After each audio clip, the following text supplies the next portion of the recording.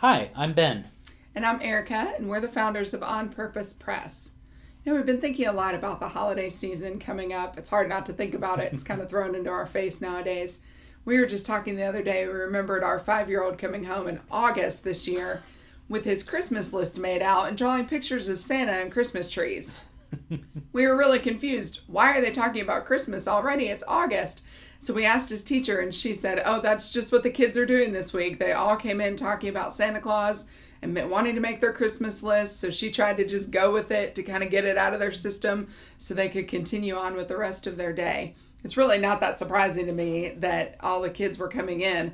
I remember being in the store in August this year. The first weekend in August, I saw the first Christmas display up at a store this year. It just seems like it's happening earlier and earlier, and it's coming at us all the time.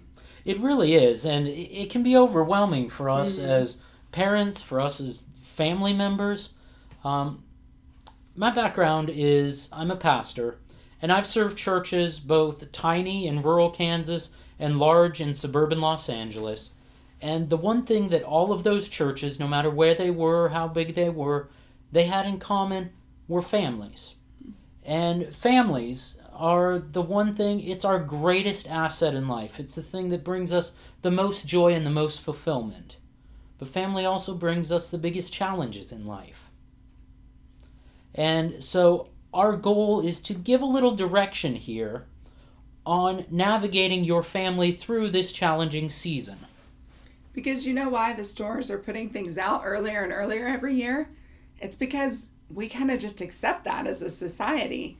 They say, "Here you go," and we say, "Okay." And I know I've seen lots of people ranting and raving on Facebook about how all these things shouldn't be out this early. And so I have to believe that somewhere out there, there's not really that many consumers that are buying into this. But it's something that the stores are just thinking it's something that we want because we're just kind of accepting it. So we want to just encourage you this holiday season to maybe let's focus on what is more important rather than all the commercialization, all the things that are out in the stores. Let's focus on fun and family and tradition.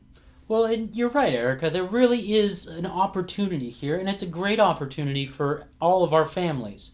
Not to get lost in the hustle and the bustle and the commercialism and the Christmas trees in the middle of August type of stuff, but to really build a foundation of faith and family and fun this year.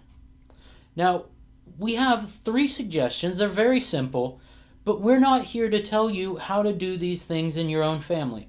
We trust that your family can work these things out on their own.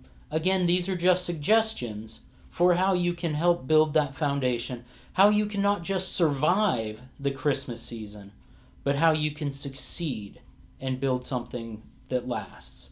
And the first of those is simply remembering that Thanksgiving comes first. And that Thanksgiving's not just a day for eating turkey and watching football, but Thanksgiving's something we should do every day. And so it might be in the morning on the way to school, it might be at night when you sit down to eat together as a family, but just go around and everyone say one thing they're thankful for. It's a good reminder of what we're all about. I know we usually fit that into our day.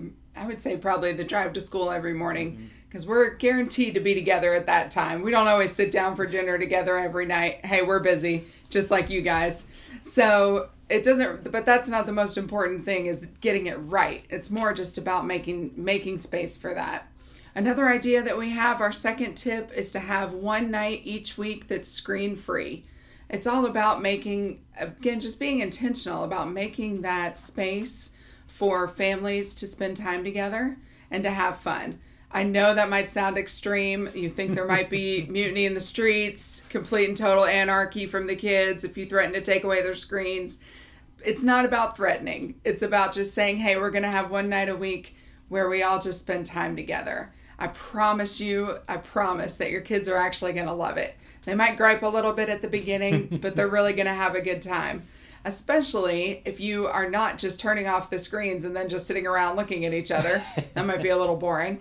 But if you can fill that time. So that kind of brings us to our third tip, which is to have times each week where you bring some creativity into your family. Just have some times where maybe you have a family art night. Now, we're not talking about printing out the latest amazing thing that takes 6 hours off of Pinterest. I'm a Pinterest addict too. But there's a lot of things on there that I can't even come up with, and there's no way that my kids would be able to handle those things either. So it's not about that. Some of the best times that my kids have are when we just get out the construction paper and the glue sticks and the popsicle sticks and the pipe cleaners, and we just make some silly creation and they have a blast with it. Well, because they're doing that with us, and we're doing it Exactly. together as a family. And it's not about making an heirloom that'll last for generations and looks Right. perfect. It's about being together and doing something creative. Right. Because that's what matters most to kids, and that's what matters most to families. Exactly.